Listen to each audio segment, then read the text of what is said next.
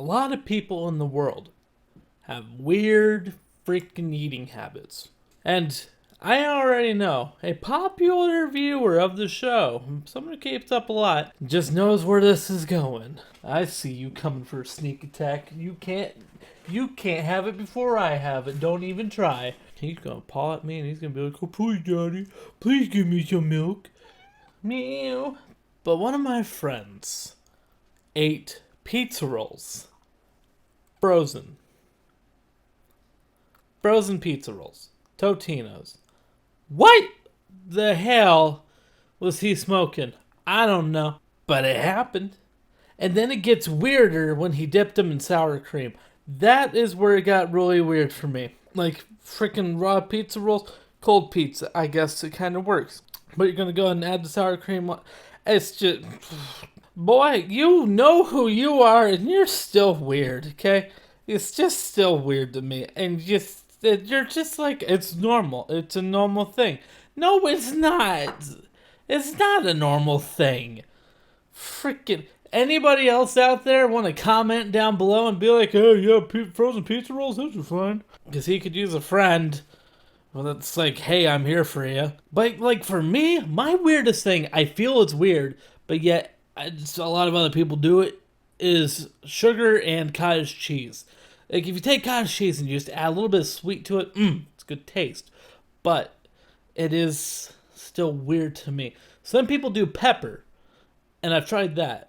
It doesn't really add too much of a taste difference for me, so it's fine, but I just don't see the point of it. Where when you add sugar to it, it hit differently. But then I meet my girlfriend, and I love you, baby. And she gave me a weird combination, and I'm not gonna lie, it's not bad, but to me it's still kind of weird. Applesauce and pizza. Weird combination. But it works. It does work. So what's your weirdest food combination, people? This is the Fat and Happy Show, everybody.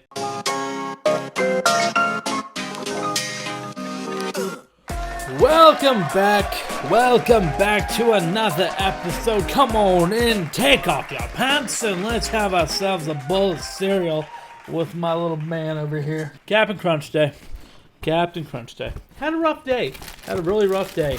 And you want to know something? I want to go with the best one that I have on hand right now, which is just to get some good old Captain Crunch. Today would have been a Cinnamon Toast Crunch Day, but unfortunately we don't have any. Take note, people. When you have company, you treat them first. Here you go, darling. You go have your milk. Sorry about last week's audio. I thought everything was fine, and it wasn't. Don't know what happened there. I say last week, I meant yesterday. Yeah, today was just a rough day. And that Captain Crunch is just hitting just right. But you want to know something? I think some other people are having some bad days today too. So let's go ahead and get into that bad news of the day. So for the bad news of the day, of course, America was attacked. Oh my God, we were attacked. Not in a military kind of way, a DDoS kind of way. And it's unfortunate. Basically, a lot of cell phone users were not able to use their cell phones, as well as Messenger getting taken down. YouTube was having some complications apparently. Just a bunch of different social media outlets were not able to work. For anybody wondering what a DDoS attack is, it's basically like, say you're a bottle of water, okay? And you get filled all the way up to the top, okay? That's as much as the server can handle, okay? So it's like, basically a DDoS attack is like filling this thing completely full of water, but you're a drip of water. You want to get in this bottle, you can't. It's already full.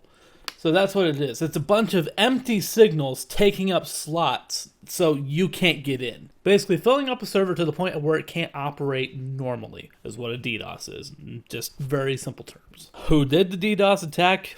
Who knows yet? It's still developing right now. My cell phone currently didn't have Messenger working, and I haven't gotten a message in a while, so I don't know. I don't know where I stand on things. But yeah, that's some bad news, because if you needed help, you ain't getting help. But now let's get into that good old news of the day, where NASA is being NASA. That's just the best way of putting it. NASA's being NASA.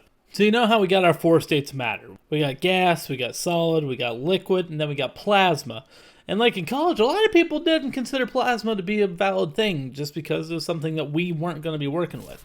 Something my professors just were like, we don't need to have it. But it's something I was always fascinated with. But guess what, baby? Guess what? We had the 4 Ching! We're up to number 5, which I don't think really has a name yet, but they're working on it. I don't know. Basically, imagine taking atoms and making them as cold as possible. That is what they're doing right now. I think it's up at the International Space Station that they're doing this. I don't really know too much. All I know for a fact is NASA is taking molecules, slowing them down, and cooling them to absolute zero temperatures. They're like just like a little bit above absolute zero. Because at absolute zero, nothing is supposed to ever move. Apparently, this is going to help us learn about dark matter and stuff like that. Science says that we only know about 5% of the known universe, so dark matter and darkness of space. Yeah, we don't know much, apparently. It's kind of hard to think about, though. We only know about 5% of the universe. Like, of what all atoms are and just dark matter and blah, blah, blah. Oh, the places we'll go. I mean, seriously, you look at science a couple of years ago to now. I mean, we are progressing exponentially. Like, the things that we're going to discover here in the next coming years, I think getting to Mars is going to be no problem at all with probably dark matter engines or something weird like that. Something sciencey. But now, let's go ahead and get out of the good news. Wait a minute. Is this oh my god, this is the first time that we're actually not talking about, like, a Black Lives Matter movement or rioting and looting. Oh my god, this is a big day, everybody. Oh man, I wish I had my kazoo. I don't have my kazoo. Hi. Yes? What do you need? What do you want? What do you want from me? What do you want from me? But let's get into that awesome act of the day, which is going out to our four-legged canine friends who are learning how to sniff out COVID-19. Like, that's awesome. What they're doing is they're giving COVID samples of human sweat. Like, people diagnosed with COVID, people not diagnosed with COVID. And just letting the little dogs use their little sniffers to be able to figure out which one has COVID and which one doesn't. And they're extremely accurate. Like, dogs are amazing.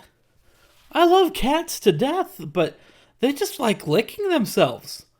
They don't sniff out that. And honestly, they're not as terrifying.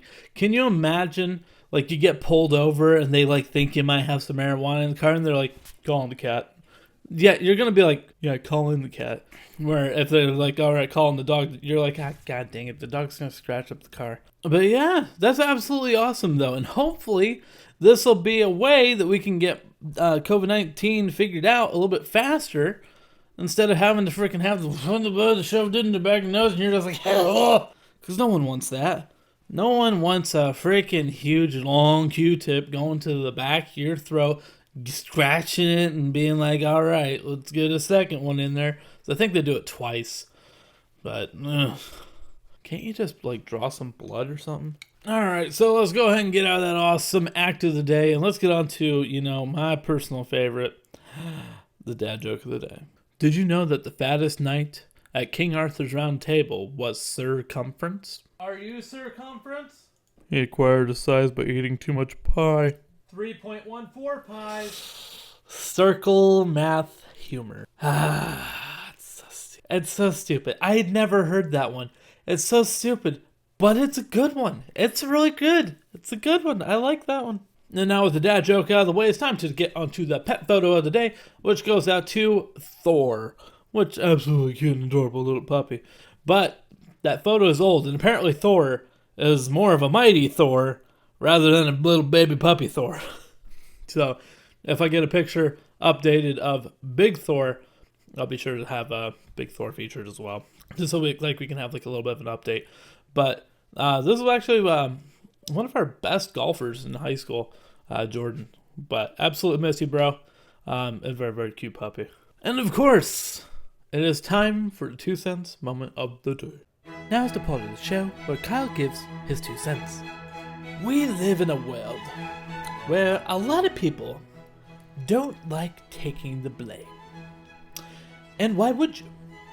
As you started out as a kid, you were always blamed for everything. But as you get older, you start to get a little bit more power. You get a little bit more of that trust. A little bit more of the ability to shove your blame onto someone else. Doesn't matter what you did, it's no longer your fault. And this is a terrible, terrible thing, personally. I've always felt that if you do something wrong, you should take the responsibility. Why would you shove the blame onto someone else for something of your wrongdoing? Why do you not have to be the one to blame? And to be quite honest, I feel it's because it's a sign of weakness. And people don't want to be seen as weak. Why would you want to be seen as weak? People don't respect the weak. People respect the strong. But in all actuality, it takes a strong man to be able to say, I screwed up. So next time that you have something maybe significant or maybe insignificant, maybe just own it. Own the fact that you screwed up. And you might just get a little respect. Not gonna lie, at work, like a lot of the time, if I screw up, I will 100% own my own screw ups. Because I feel like people would respect it a lot more. It's not always the case. It's not always the case. I've had one manager who absolutely hated that and instead loves the idea of you playing the game and pushing the blame onto someone else because that's the manager way. And that's not how I do things. I very much am more, if I screw up, I'm just going to own that I screwed up and I'm going to move on and learn. That's how you should be in life. Just, if you screw up, just own it. Don't be like, oh yeah, I'm a perfect human being. I am far superior than all of you. Because guess what, baby? You ain't. Nobody, and I mean nobody, is perfect in life. If you think that you're the perfect human being, boy, you're gonna get a wake-up call one day, baby. Perfect human beings will never exist.